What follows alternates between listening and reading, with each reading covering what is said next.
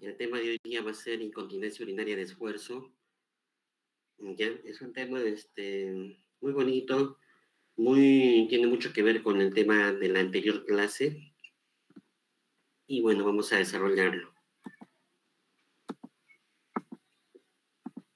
Bueno, algunos objetivos de esta presente clase.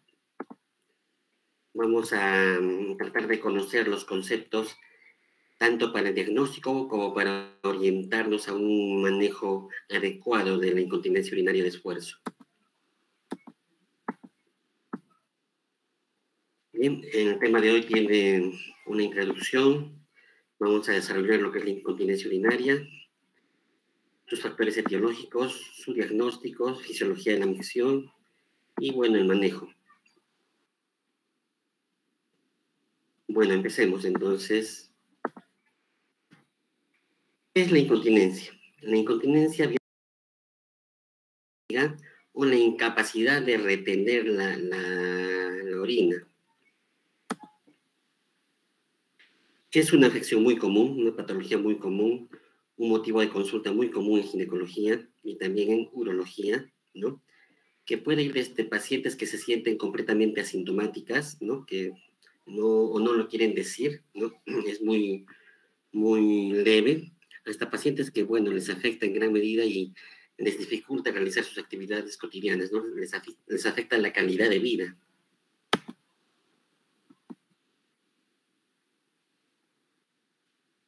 Bien, ¿cuántos tipos de incontinencia hay?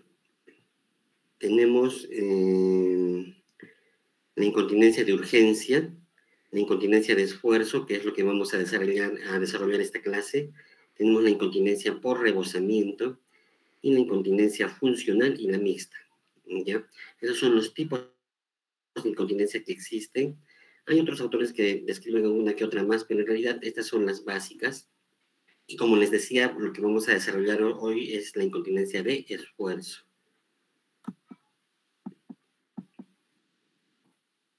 Muy bien. Pero brevemente vamos a ver qué son cada una de las incontinencias que hemos mencionado. La incontinencia de urgencia. ¿Cuándo se habla de incontinencia de urgencia? ¿Ya? Es aquella pérdida involuntaria de orina que va precedida de una urgencia miccional, es decir, de un tenesmo vesical intenso. La paciente tiene ganas de orinar, ¿no? Ya sabe que tiene una sensación imperiosa de orinar imposible de controlar, ¿no? Y como consecuencia de una contracción involuntaria del músculo detrusor, es decir, el músculo detrusor, ustedes saben que es el músculo que envuelve la vejiga, ¿no es cierto? Entonces ahí existe una contracción involuntaria del detrusor que hace que la paciente tenga esa sensación imperiosa de miccionar y bueno, pues termina en incontinencia. ¿No? Inicialmente las pacientes que empiezan con esto solo tienen la urgencia miccional, es decir, la sensación de querer orinar. Todavía no hay una pérdida de orina, ¿no? Pero conforme va instaurándose la incontinencia, ya existe ya una pérdida involuntaria de orina. Esa es la incontinencia de urgencia. Se dice de urgencia, ¿por qué? Porque existe esa urgencia miccional, esa necesidad imperiosa, ese tenesmo vesical intenso. ¿Y cuál es la causa? La causa puede ser una enfermedad neurológica o puede ser de causa desconocida, puede ser por una diabetes, puede ser porque hay una estenosis uretral, una hipercorrección quirúrgica, es decir, cuando la paciente está sometida a cirugías, digamos, del piso pélvico, del periné, puede ser una causa que estas causas llegan a producir un daño en el sistema nervioso, ¿no? De conducción de la inervación del músculo detrusor y bueno, hace que la paciente tenga ese tipo de incontinencia de urgencia. Aquí llamamos incontinencia por rebosamiento.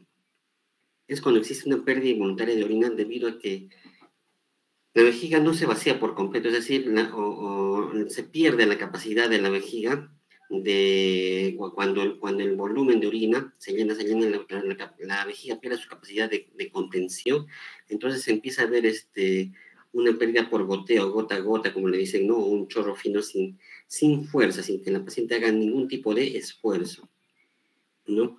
Este tipo de incontinencia es más común en los varones, ¿no? Generalmente se da en aquellas personas que tienen una hipertrofia prostática ya de gran tamaño o por la presencia de cálculos renales, también diabéticos, pero generalmente se ven aquellos que tienen, como les decía, hipertrofia prostática, que llega a producir algún grado de obstrucción, ¿no? La incontinencia por rebosamiento.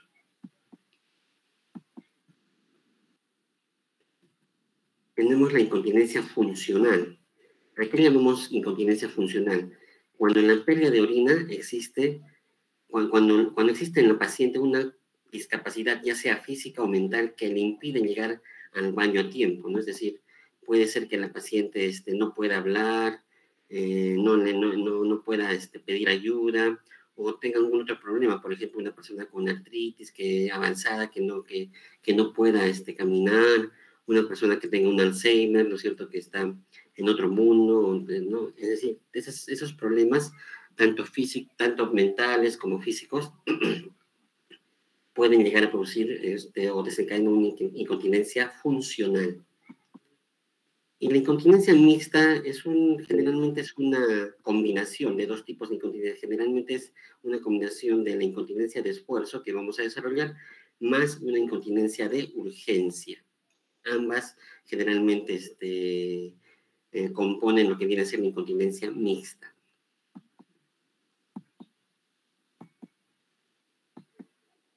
Muy bien, vamos a hablar un poco de lo que es la fisiología de la micción. Entonces, nosotros sabemos que la micción es una función del tracto urinario inferior, ¿no es cierto? Mediante el cual lo que se consigue es el vaciado de la orina, ¿no? Cuando la vejiga ha llegado a su máxima capacidad, ¿no? Y existen, y esto es importante, y existen las condiciones tanto sociales, higiénicas y del lugar que sean adecuadas. Es decir, cuando una paciente está con ganas de orinar, ¿no es cierto?, y está en un lugar, digamos, en una reunión en la cual está participando, ¿no? Puede ser la condición social, ¿no es cierto?, no se va a levantar, digamos, es importante en la reunión, no se va a levantar directamente a orinar, ¿no? Tiene que tratar de aguantar. Eso en cuanto a las partes sociales, un ejemplo, digamos, de las condiciones sociales. En cuanto a las condiciones higiénicas, digamos que está en un baño, en un mercado público donde no hay baños, hay un baño público, digamos, completamente antihigiénico, entonces no es adecuado, ¿no? Y del lugar también estamos hablando, digamos que la paciente está, qué sé yo, está viajando Juliaca a Puno, digamos, a Puno, Juliaca, y justo a la mitad del camino le da ganas, si no, no puede decir al chofer que pare, es decir, para que sea una función adecuada, tiene que darse las condiciones tanto sociales como higiénicas como del lugar, ¿no? Entonces, eso es en cuanto a la micción. Entonces, existe la fase de llenado, ¿no es cierto? Es decir, cuando el tono de la vejiga, es decir, el músculo detrusor, se vuelve elástico, ¿no? Y comienza a aumentar su elasticidad hasta que la orina procedente de los uréteres comienza a llenar la vejiga poco a poco y llega a un punto en que ya la vejiga está completamente llena, ¿no? Entonces aparece la capacidad vesical, que varía esto, ¿no? Hay personas que los valores normales se consideran entre 350 ml a 500 ml, ¿no es cierto? Esa es la capacidad de la vejiga, ¿no? Cuando se dice que la vejiga ha llegado, digamos, a contener unos 500 ml, ya aparece la necesidad de micción, ¿no? Ya ha cumplido su capacidad elástica, ha llegado al límite.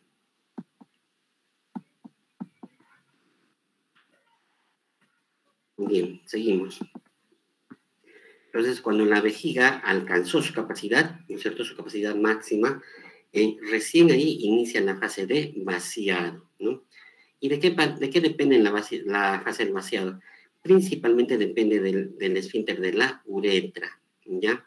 ¿Por qué? Porque el detrusor, la vejiga llegó a su capacidad máxima y el detrusor ya quiere empezar a contraerse para evacuar la orina, pero digamos que no se dan las condiciones que hemos mencionado anteriormente, es decir, condiciones sociales, del lugar, higiénicas, ¿no? Y entonces, ¿qué cerramos todos? Cerramos la uretra, nos aguantamos, ¿no es cierto? Y va a depender de esa capacidad de la uretra de contener de la orina, el esfínter, la capacidad del esfínter es lo que nos va a dar la continencia vesical, ¿no? Eso es, ¿no? Junto con, obviamente, con el detrusor y el cuello vesical, pero principalmente la capacidad de contracción del esfínter de la uretra. Es lo que hace que tengamos continencia de la orina. Entonces, la micción, ustedes ya saben, es un acto completamente voluntario, fisiológico, en el que se necesita la coordinación entre sus protagonistas. ¿Cuáles son? Uno, el músculo detrusor de la vejiga, que como les decía, es el músculo que envuelve a la vejiga, ¿no es cierto? El cuello vesical, que tiende a contraerse por inervación diferente, digamos, el detrusor, por eso es que se lo considera parte, y el esfínter de la uretra, que como les decía, es el que ofrece la máxima resistencia a lo que viene a ser la continencia urinaria, a lo que es la continencia.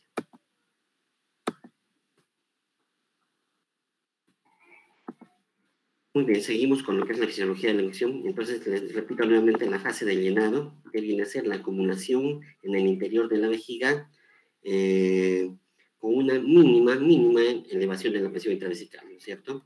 ¿Por qué? Porque es mínima porque el detrusor se comienza a elongar, a estirar, todo el músculo detrusor comienza a dar su tono máximo, o a disminuir, mejor dicho, su tono, ¿no? Entonces, se percibe el deseo miccional solo cuando la vejiga está llena. Como hemos dicho, cuando la vejiga llega llena a sus valores normales de 350 a 500 ml, ¿no?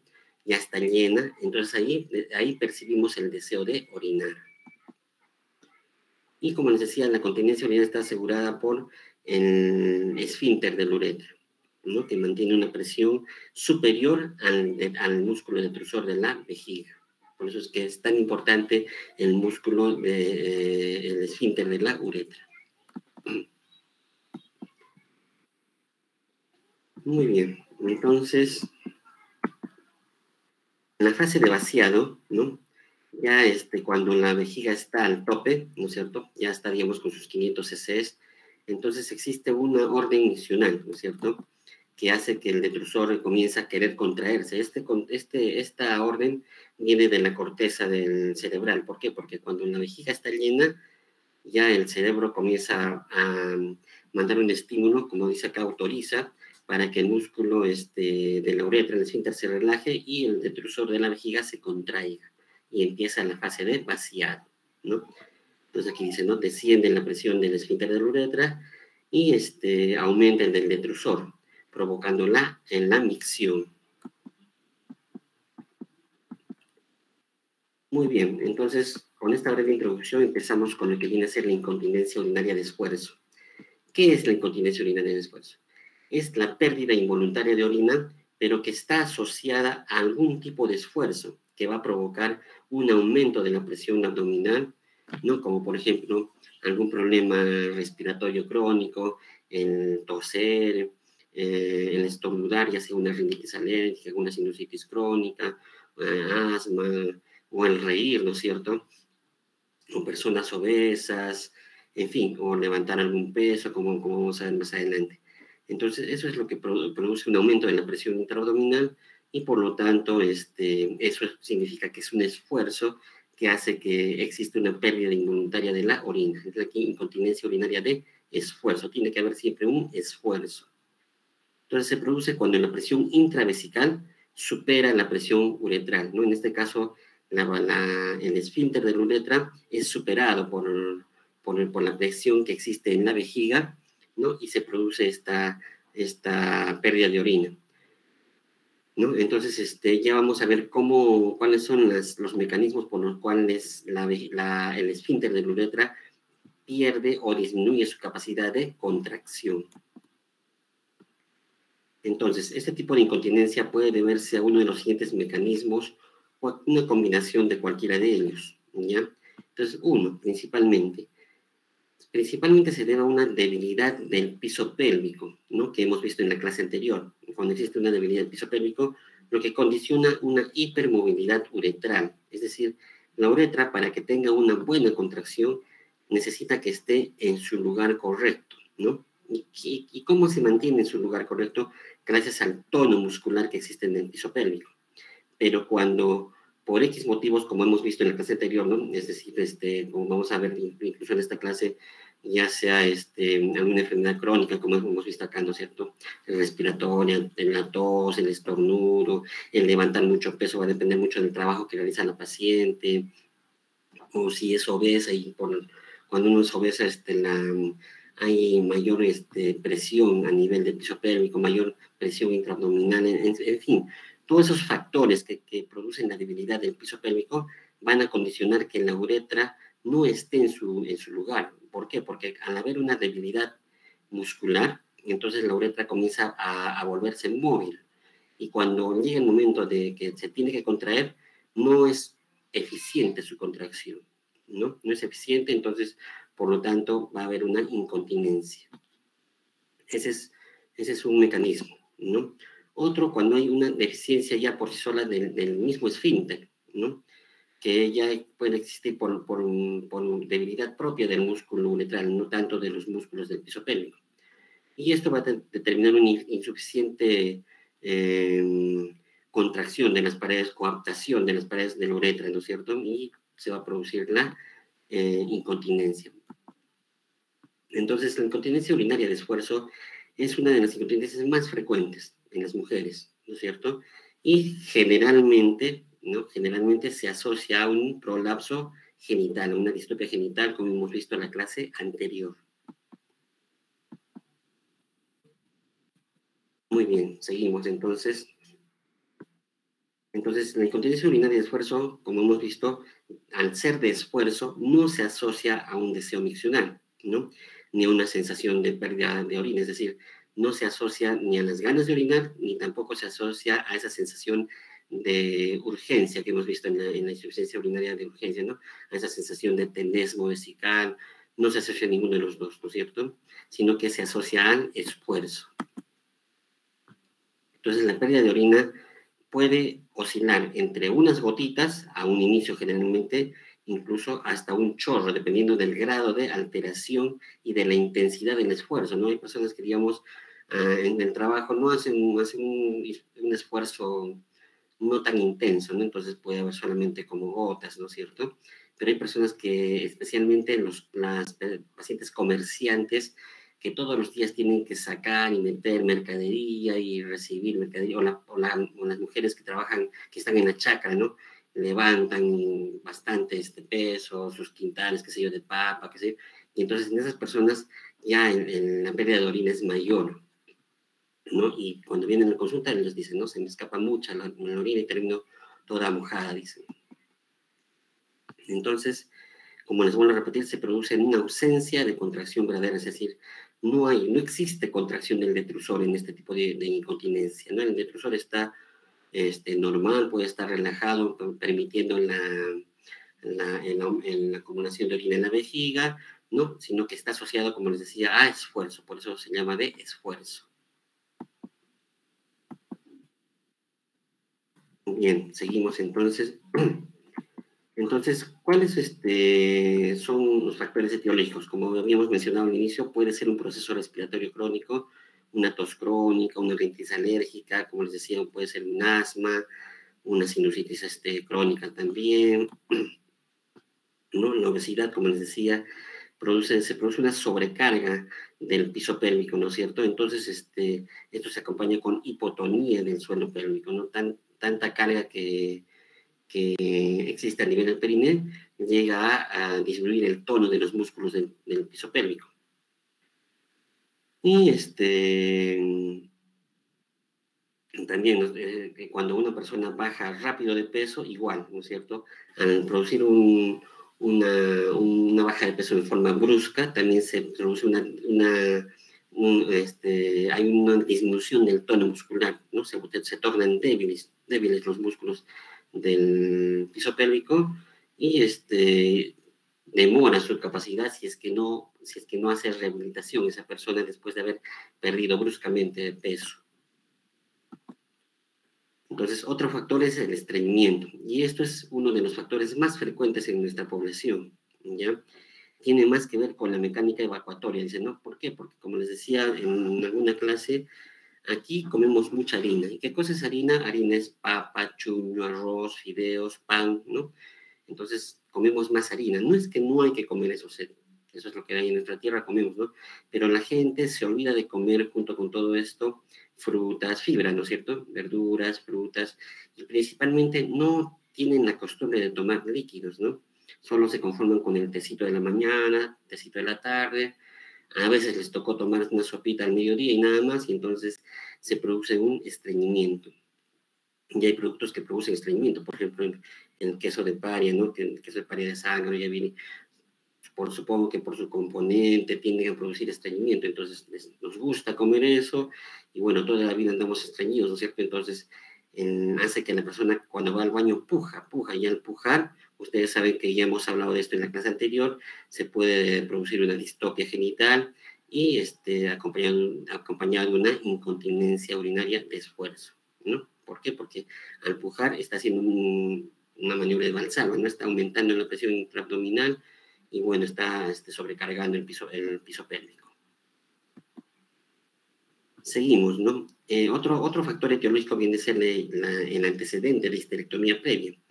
¿Por qué? Generalmente, no generalmente, muy poco frecuente se da esto, pero en algunas pacientes que son sometidas a histerectomía, pueda que durante la cirugía haya habido algún problema de alguna lesión nerviosa. Como les digo, es muy poco frecuente, pero está descrito, por eso se los he traído aquí, que pueda afectar la inervación del detrusor o en todo caso la inervación de lo que viene a ser el esfínter de la uretra y produciendo pues un tipo de incontinencia, una deficiencia en la contracción en todo caso del esfínter de la uretra que nos puede llevar a una insuficiencia urinaria de esfuerzo. Los prolapsos, como hemos visto en la clase anterior, especialmente las distopias de pared vaginal anterior, ¿no es cierto?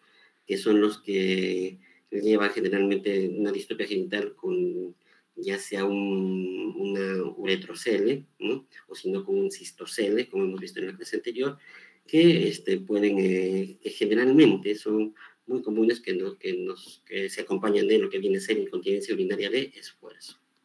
Van asociados.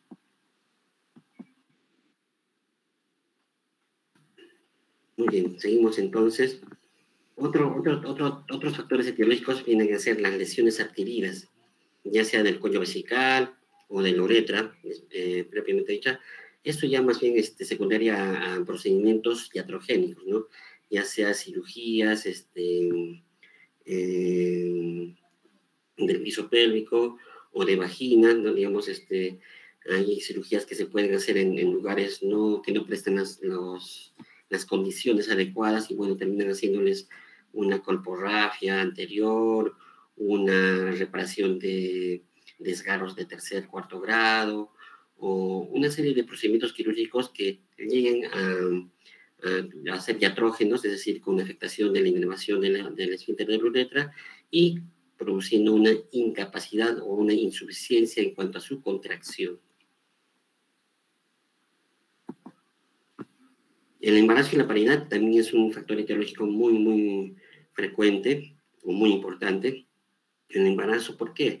El parto vaginal, la multiparidad. Si es una persona que, digamos, generalmente viene de periferia y tiene un antecedente de 3, 4, hasta 5 o más, incluso partos vaginales, entonces se asocia a una debilidad o una pérdida del tono del piso pélvico. Y por lo tanto, tiene mayor predisposición al desarrollo de una incontinencia urinaria de esfuerzo junto con una distopia genital. ¿Ya? El daño obstétrico, ¿no? Generalmente eso también hay que tomar en cuenta, no hay que preguntar ni cómo ha nacido tu bebé, si ha demorado, si ha sido rápido, ¿no? Cuando una paciente está en periodo expulsivo prolongado, entonces eso también es un factor etiológico no solo para la incontinencia urinaria de esfuerzo, sino también para la distopia genital, ¿ya? Entonces siempre hay que preguntar todo eso en el momento que uno está haciendo la historia clínica. Alteraciones de la estática vertebral. Eso también es poco frecuente, pero sí se ha visto, está descrito, ¿no? Se dice que cuando una persona ha sido sometida, digamos, o tiene alguna malposición, ya sea por un accidente, o por una malformación, o por la edad, ¿no? Cuando hay un aumento de la cifosis o alguna escoliosis de columna, ¿no es cierto?, se mueven los órganos o pierden su posición los órganos intrapélvicos y eso puede predisponer a una incontinencia urinaria de esfuerzo. Como les digo, no es muy frecuente, pero está descrito. Algunos fármacos, tales como los betabloqueantes, los IECA, los inhibidores de la enzima angiotensina, esto generalmente en las mujeres que más se ve esto es las personas que tienen diabetes, ¿no? Y que inician el tratamiento, o sea, esto es diabetes inicial. ¿Por qué? Porque cuando, perdón, diabetes no, hipertensión, ¿no? Hipertensión. ¿Por qué? Porque cuando una mujer ya de edad inicia tratamiento de hipertensión, lo primero que le da el cardiólogo es un IECA, es decir, un captopril, un enalapril, ¿no? Y el efecto secundario en algunas, no en todas, en algunas mujeres que reciben este tipo de tratamiento con captopril o enalapril, es de que este medicamento produce una tos. Y esta tos se vuelve crónica porque es mientras esté haciendo tratamiento ya a largo tiempo, ¿no? Entonces esta tos, como hemos visto dentro de los factores etiológicos respiratorios, puede llegar a producir una insuficiencia urinaria de esfuerzo. Por eso es que siempre si ustedes tienen una paciente que tiene antecedente de hipertensión y tiene tratamiento indicado con algún IECA y le preguntan, ¿tiene tos? ¿Es por qué? Porque ese medicamento tiende a producir esta alergia al captopril. Las personas, algunas, como les digo, le hacen alergia al medicamento y lo indicado es decirle que regrese con el cardiólogo para que les cambie, ¿no? la medicación, ya sea por un calcio bloqueante o si no por un losartán, irbesartán, en fin, pero eso hay que cambiarlo.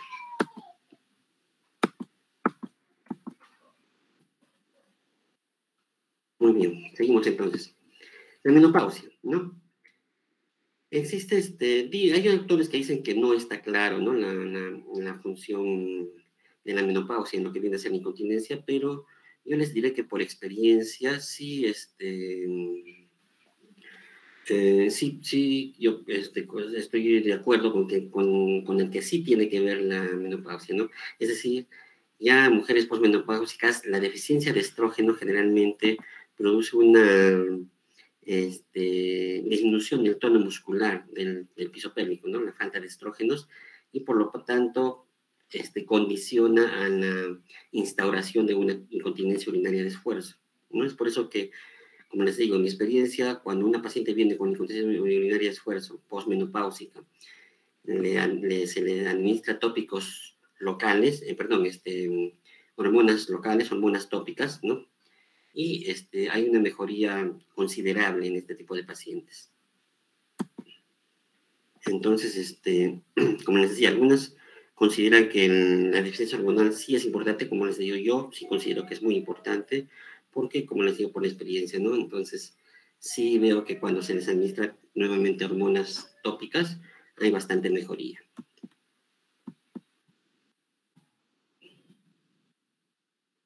Muy bien, en cuanto a lo que viene a ser este diagnóstico, cuando una paciente con incontinencia urinaria de esfuerzo viene a la consulta, lo que generalmente dicen es lo siguiente, ¿no? Que pierde la orina obviamente con el esfuerzo, que doctor, que cuando hago un estornudo, o empiezo a toser, o me río, o me paro, ¿no? Con el solo pararse a veces hay pérdida de orina, ¿no es cierto? Entonces, como les decía, no se acompaña, no tengo ganas de orinar, pero se me escapa, dice, ¿no es cierto? Y bueno, puede referir, hay personas que, como saben que se les escapa y digamos, no acuden a la consulta, qué sé yo, tal vez por vergüenza o porque no hay accesibilidad o vienen de periferia, entonces esas personas desarrollan por sí solas poliaquiuria, es decir, la poliaquiuria no es porque el cuerpo les pide, sino que ellas tienden a ir al baño a cada rato con el fin de que, según ellas, tener la vejiga vacía y no se presente en la pérdida de orina posteriormente, ¿no? Entonces, desarrolla, como les digo, una poliaquiuria como una conducta preventiva ante la pérdida involuntaria de orina.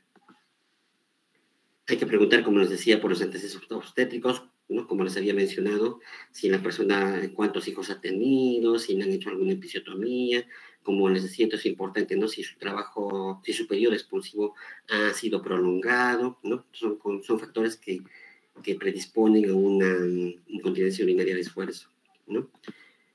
Antecedentes de cirugía pélvica o ginecológica, como les decía, ¿no? Si ha tenido episiotomías grandes, incluso si ha habido dehiscencia de las episiotomías, o si ha tenido alguna cirugía como una colporrabia, ya sea anterior o posterior, por una distopia genital, o si ha habido algún desgarro de tercer, cuarto grado que han sido reparados, ¿no?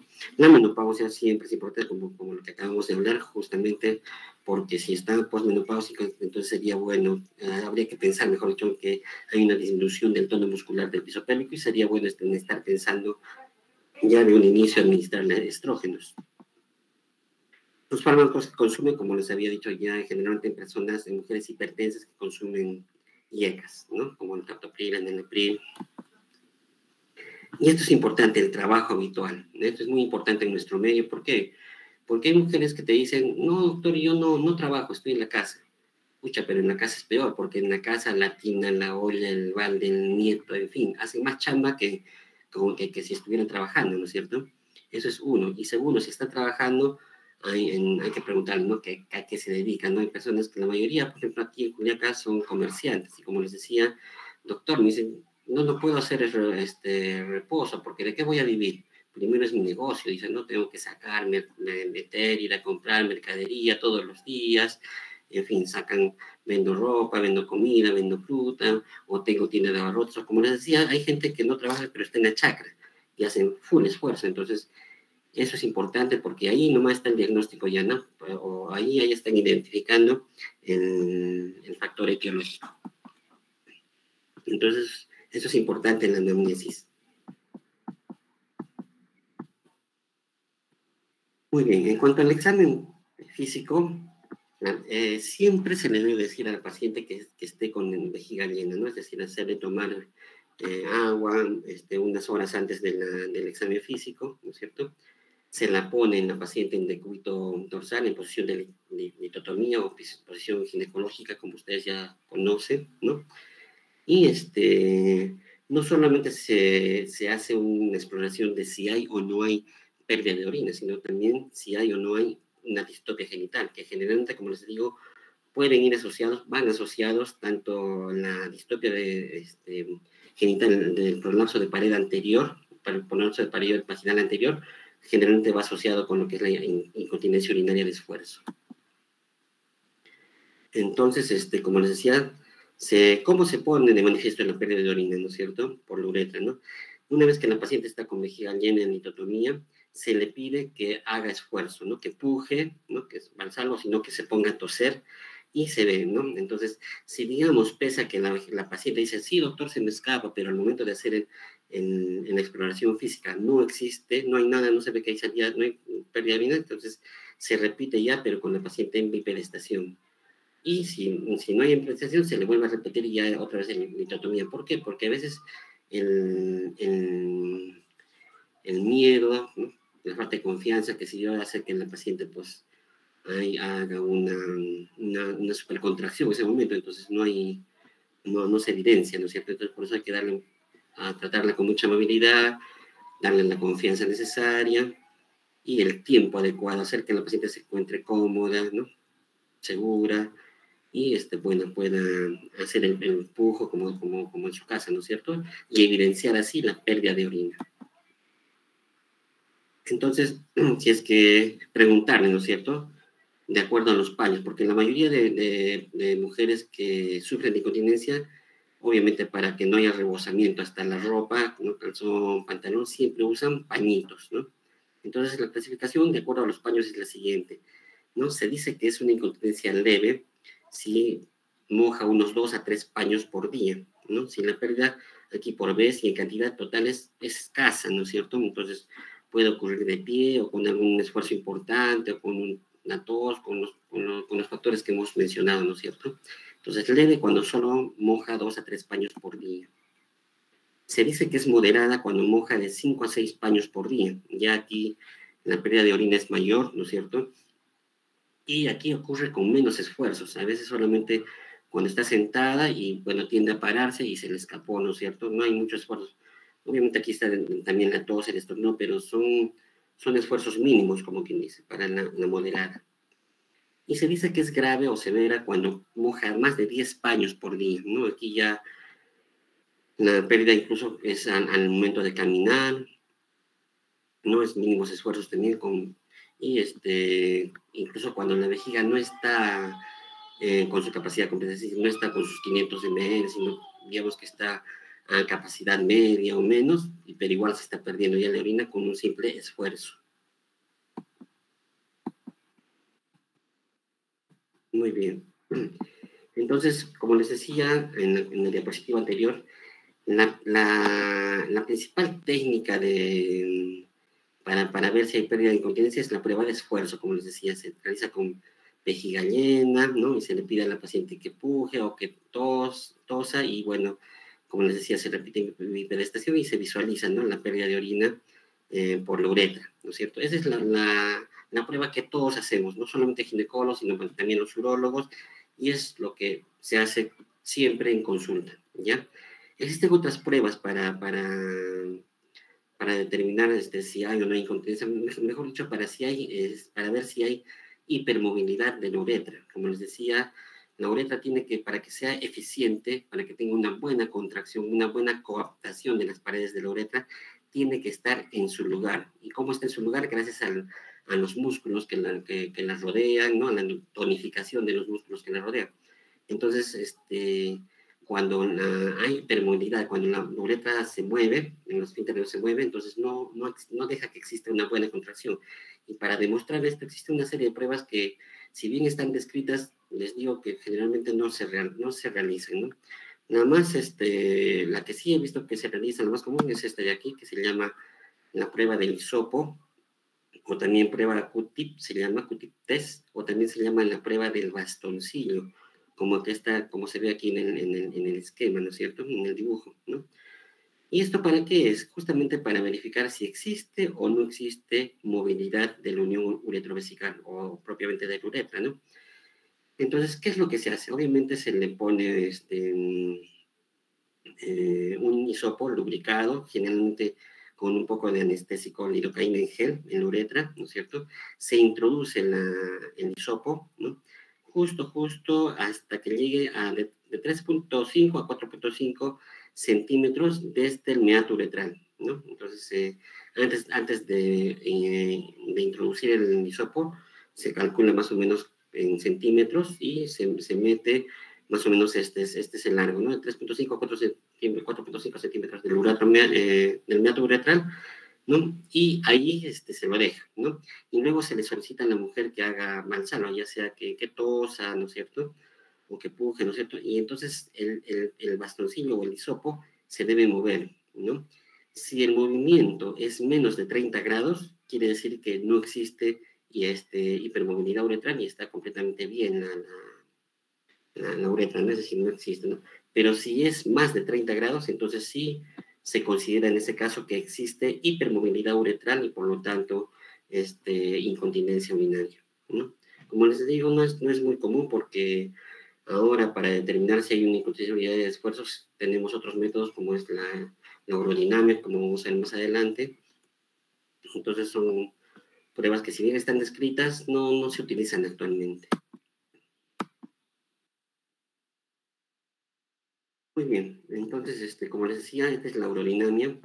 Ya en esta parte de los exámenes que voy a describir, ya son pacientes que ya salen, digamos, del manejo de ginecología y entran al manejo que viene a ser ya por urología, ¿no? Entonces a la paciente se le hace la interconsulta para que el urólogo determine si es o no es una incontinencia urinaria de esfuerzo o si es una vejiga hiperactiva, y todo eso se hace con una eh, urodinamia. Entonces aquí está la paciente, ¿no? Aquí está el colector de orina, ¿no? La paciente está con una vía que le están infundiendo líquidos, ¿no? Y aquí se ve en la computadora cómo es todo. Son métodos complementarios de diagnóstico. ¿Cuáles son los métodos complementarios? Un laboratorio, ¿no? Generalmente para ver si hay algún tipo de infección. Se puede hacer una uretrocistoscopía, que como les decía, esto ya lo hacen los urólogos, para ver si hay algún tipo de obstrucción, algún tipo de tumoración en lo que viene a ser las paredes tanto de la uretra como de la vejiga, ¿no? La urodinamia, que como les decía es el gol estándar, ¿no? Que define el mecanismo fisiopatológico que produce la incontinencia urinaria de esfuerzo. Entonces, es la que te va a decir si es o no es una incontinencia urinaria de esfuerzo, ¿no es cierto? Obviamente asociado a lo que es la clínica, ¿no? Lo que a la anamnesis que hemos hecho, ¿no? Existen también exámenes radiológicos, ¿no? Una uretrocistografía que puede hacer, que se hace contrastada, ¿no? Para ver justamente la movilidad de la uretra. Se puede hacer una radiología de columna lumbosacra, ¿no? Para ver si hay, como les decía, pérdida de la lordosis fisiológica o una psicosis aumentada o una escoliosis que pueda asociarse con, con un movimiento de los órganos intrapélvicos que han perdido su posición y, digamos, puedan asociarse a una incontinencia urinaria de esfuerzo. Pero aquí el gol estándar viene a ser la urodinamia, que como les digo, esto ya no lo hace el ginecólogo, lo hacen los urólogos, para lo cual se pide la interconsulta correspondiente.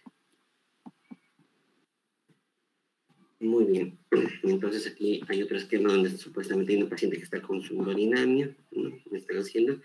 Entonces, en el caso de una incontinencia urinaria de esfuerzo, la exploración, es decir, la urodinamia, debe confirmar el diagnóstico y debe excluir lo que viene a ser una vejiga hiperactiva, ¿no es cierto? O una disminución de la capacidad de contracción del músculo detrusor de la vejiga. Entonces, la urodinamia también debe valorar la acomodación vesical y evaluar el patrón de vaciado tanto de la vejiga en el caso de que esté alterado, ¿no es cierto? Y diferenciar, miren acá, diferenciar una obstrucción vesical de una hipocontractibilidad. Entonces, aquí el gol estándar viene a ser la urodinamia, ¿no es cierto? Y la urodinamia, como les dije, ya no es parte de la ginecología, sino que es parte de urología. Entonces, el ginecólogo tiene la obligación de hacer una interconsulta para urología para justamente establecer estos diagnósticos y descartar otros que podrían hacernos confundir, ¿no es cierto? Entonces, debe haber una medida objetiva de la intensidad de la incontinencia urinaria de esfuerzo mediante los puntos de presión. Todo esto de acá se ve justamente con la urodinamia. Por eso es importante la urodinamia.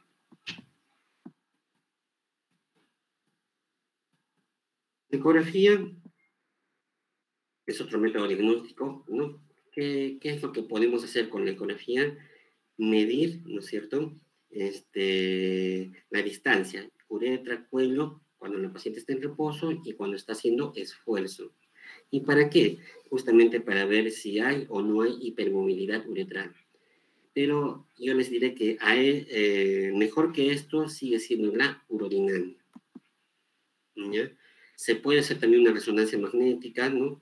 Esto ya queda indicado, como dice acá, a pacientes con una insuficiencia urinaria que está asociada a un prolapso genital ya complejo. Digamos que hay una, como hemos visto en la clase anterior, una distrofia genital grado 3 o grado 4.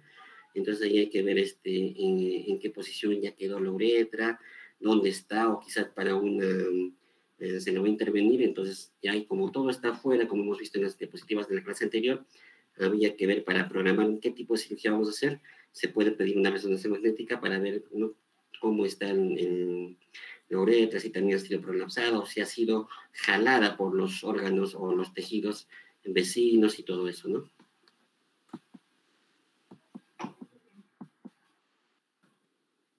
Muy bien, vamos a lo que viene a ser el tratamiento. Entonces, ¿cuál es el objetivo del tratamiento? Justamente mejorar la calidad de vida de las pacientes, porque hay pacientes que esto las afecta tanto que simplemente ya no quieren ir a trabajar, ni siquiera quieren ver a otras personas familiares en casa porque tienen miedo, ¿no?, de que puedan estar, de que se les pueda escapar la orina y estar, pues, sienten vergüenza, ¿no es cierto?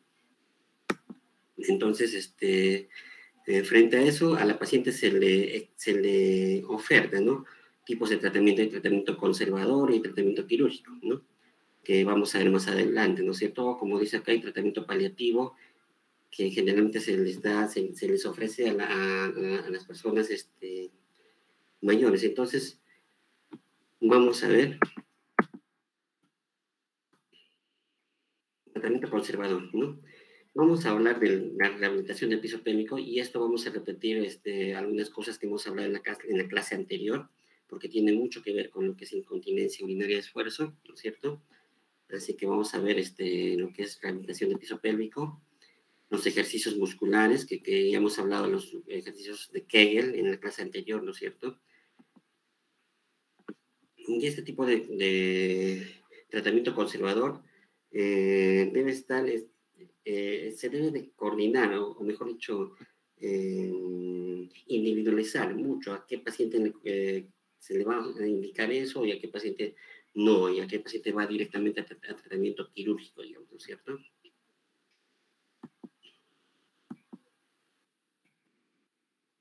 Muy bien. Entonces, dentro del tratamiento conservador existe un grupo de fármacos que, si bien es cierto, hay muchos que no se indican actualmente, pero están descritos en la literatura. Por ejemplo, los agonistas alfa-adrenérgicos, ¿no es cierto? La efedrina, pseudoefedrina, que si bien pueden, se dice que pueden aumentar el tono del esfínter uretral, pero producen muchos efectos secundarios, ¿no? Puede haber incluso agotamiento, problemas cardíacos, depresión, en fin, ¿no es cierto? Cefalea. Igual los betadrenérgicos, el propanolol, ¿no es cierto? Que se utiliza para la hipertensión, pero si les damos este tipo de pacientes, ¿no? Entonces, ¿qué es lo que puede producir? Que si bien es cierto, podemos conseguir algo un aumento, digamos, en la contracción del esfínter uretral, pero el riesgo es de hipotensión y algunos otros problemas. Entonces, más que todo el problema son los efectos secundarios, ¿no? Los antidepresivos tricíclicos como imipramina, este otro de acá que viene a ser la duloxetina, que también se utiliza como antidepresivo, ¿no? De aquí que incluso lo utilizan en niños ya grandes, de 8 o 9 años, que mojan la cama, pero también tiene efectos secundarios, ¿no? Como por ejemplo, depresión, aumentan la depresión, o si no, síndrome de ansiedad, en fin, son los efectos secundarios. El que sí más bien se utiliza bastante y no tiene efectos secundarios es aquí los estrógenos, ¿no? Porque al ser una terapia hormonal tópica, local, no produce efectos secundarios, ¿no? Más bien, si esa paciente que está recibiendo este tipo de tratamiento para una incontinencia urinaria de esfuerzo y también tiene asociado un síndrome climatérico severo y tiene que recibir, digamos, hormonas ya vía parenteral, ¿no? O enteral. Entonces ahí sí que hay que tener cuidado con una vigilancia, por lo menos anual, de lo que viene a ser el endometrio, ¿no? Porque si no podemos hacer, si no le hacemos la vigilancia, puede que causemos un cáncer de endometrio. Entonces, en ese caso sí, pero generalmente no tiene otra contraindicación, ¿no? Entonces, lo que yo, por ejemplo, personalmente utilizo bastante en ese tipo de pacientes es, claro, cuando son postmenopáusicas, es estrógenos locales. Eso en cuanto al tratamiento farmacológico. En cuanto al tratamiento quirúrgico, aquí se considera que la paciente debe ir a cirugía, ¿no? Cuando, digamos, el tratamiento conservador ha fracasado, ¿no? Y como les decía, el propósito de la cirugía es mejorar la función del esfínter uretral. Ese es ¿no? Entonces, hay inyectables uretrales, ¿no? Es decir, esto los urólogos aplican, ¿no? Que se inyectan alrededor de la uretra. Algunos lo hacen transuretral, otros que lo más, yo he visto que generalmente lo hacen transvaginal, ¿no es cierto? Que le inyectan alrededor de la uretra colágeno, puede ser el politetrafluoroetileno, la silicona, semillas de carbón, dextranómero, ácido hialurónico, incluso los tejidos de la propia paciente, ya sea grasa, ¿no?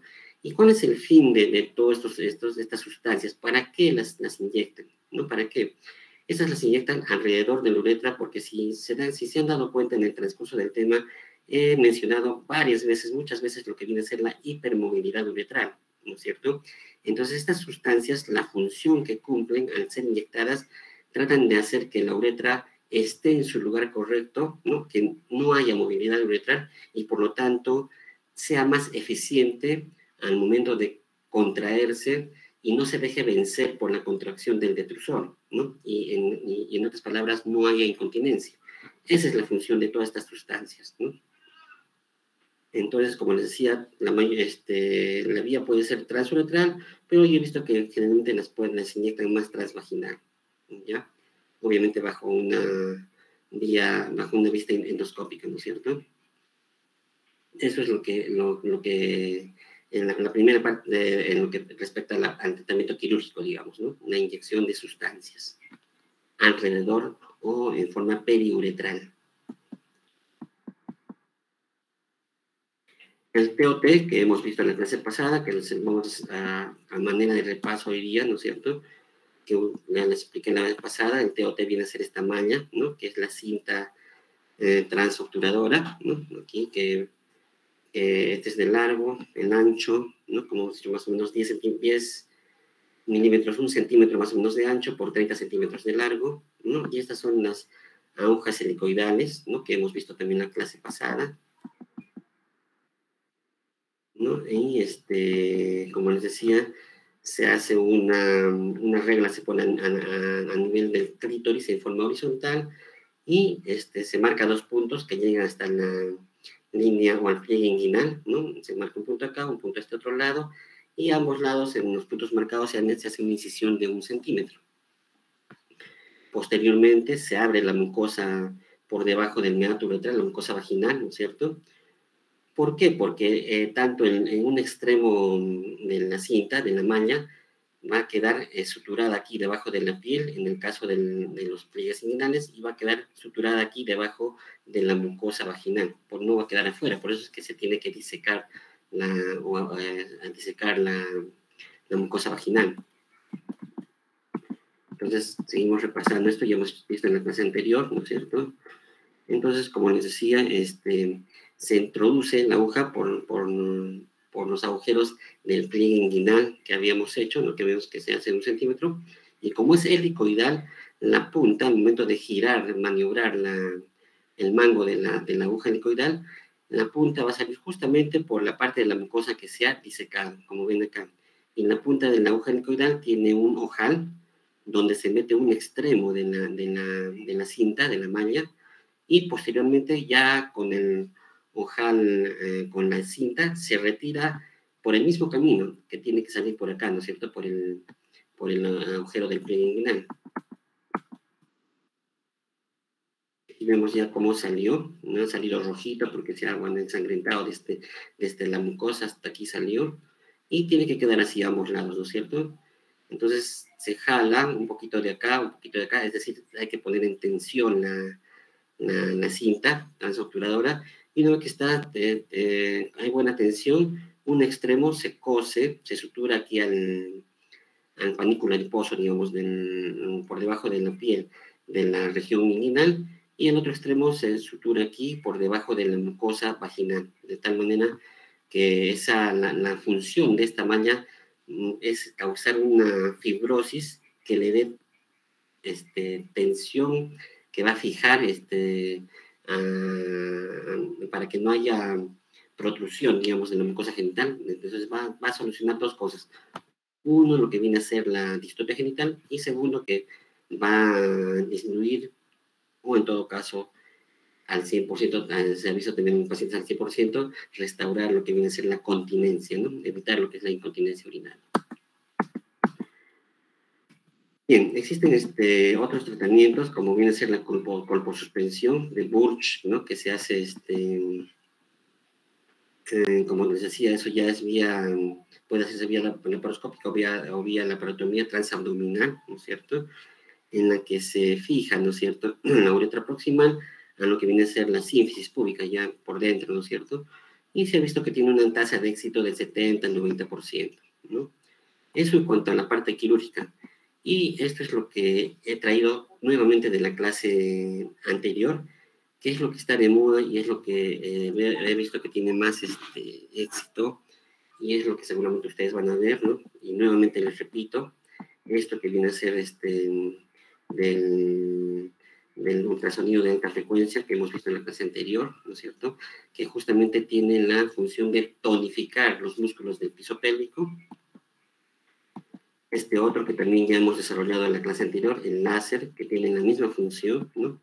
De tonificar el piso pélvico, y por lo tanto, si es que generalmente lo que es la uretra se desarrolla una hipermovilidad justamente por una disminución del tono, una debilidad de todo lo que es el piso pélvico. Entonces, estos procedimientos que no son quirúrgicos, son no invasivos, ¿no? O mínimamente invasivos, ¿no? Porque tanto con el láser como en el ultrasonido no existe corte, no solamente se introduce esto vía vaginal, en el caso del ultrasonido igual, entonces lo que producen es una tonificación. Pero muy al margen de todo esto, lo que más voy a incidir hoy día, y al igual que en la clase anterior, es justamente con esto. Esto es lo mejor que hay. Ya habíamos visto la vez pasada la cilia, ¿no es cierto? La estimulación electromagnética, ¿no? De las que les hablé en la sesión pasada. Esto es lo que está de moda, lo que tiene mayor tasa de éxito, que espero que llegue un día acá, en Lima está ya, y es lo mejor. Como te digo, esto es los ejercicios de Kegel que deberían de hacer y que nunca lo hacen, pese a que se les indica muy bien a las pacientes. Esto, como les decía la vez pasada, y lo pueden ver acá, ¿no es cierto? Estimula que el paciente haga cientos, miles de contracciones en una sesión, ¿no? que solamente duran 30 minutos y pueden ser de 10 a 12 sesiones. Y obviamente, al terminar, se le dice a la paciente que tiene que corregir los factores predisponentes, pero eso tiene una muy alta tasa de éxito que evita que las pacientes lleguen a cirugía. Entonces es muy importante, este es el tratamiento de última generación, ¿no? Para que la paciente ve, como en la clase anterior, cómo está, y solamente se sienta, aquí no se desviste, aquí no hay nada, no necesita preparación previa, no sale de la sesión directamente al trabajo o a la casa o donde tenga que ir, ¿no es cierto? Entonces eso es lo que viene a ser la estimulación electromagnética, que es la que hemos visto en la anterior. Y bueno, es lo último en tratamiento que seguramente los que se van a dedicar a gineco o a uro van a verlo, ¿no? Eso es todo, chicos. Si hay alguna pregunta, creo que está claro, pero igual si hay alguna pregunta. Entonces, en cuanto a conclusiones, la incontinencia urinaria tiene repercusiones negativas sobre la calidad de vida, ¿no? Hay personas que, como les digo, esto genera vergüenza, especialmente cuando están fuera de la casa, ¿ya? Entonces, la incontinencia urinaria es un trastorno de alta incidencia, es decir, es muy, muy frecuente en la consulta tanto de ginecología como de urología, ¿ya? Entonces, aquí, como les decía, hay que ver hay que individualizar al paciente, porque si es una viejita, digamos, de unos, justo viene una paciente de 78, 80 años, ¿no? Entonces, a esa paciente se le ofrece un tratamiento paliativo, porque ya no está para cirugía, digamos que además de eso tiene factores de movilidad, una diabetes, hipertensión, entonces le puede ofertar solamente el uso de los pañales de adultos, ¿no? Sus pañales plenitud y nada más. Pero en personas más jóvenes sí, que tienen una insuficiencia urinaria de esfuerzo grado 1, grado leve o moderada, como hemos visto en la diapositiva anterior, y además está asociada con una distocia leve, moderada, entonces ahí va el tratamiento de la estimulación electromagnética. ¿Para qué? Para evitar que llegue a cirugía, ¿no? Entonces hay que individualizar muy bien a nuestras pacientes, ¿no es cierto?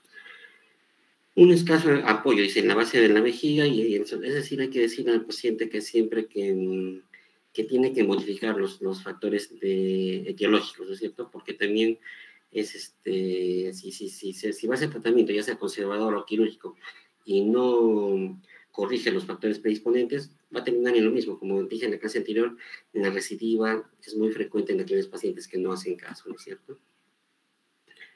Eso es todo, creo, y si hay alguna pregunta, chicos.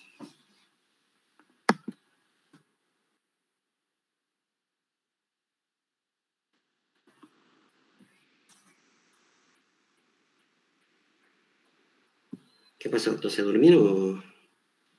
No, nada, doctor. Al parecer no hay dudas, doctor. Ok, ¿todo está bien entonces? ¿O alguna pregunta? Ya, pues bueno, si no hay preguntas, entonces mañana nos vemos con el grupo correspondiente al que le toca la práctica. Y buenas noches con todos. Gracias, doctor. Gracias, doctor. Buenas noches.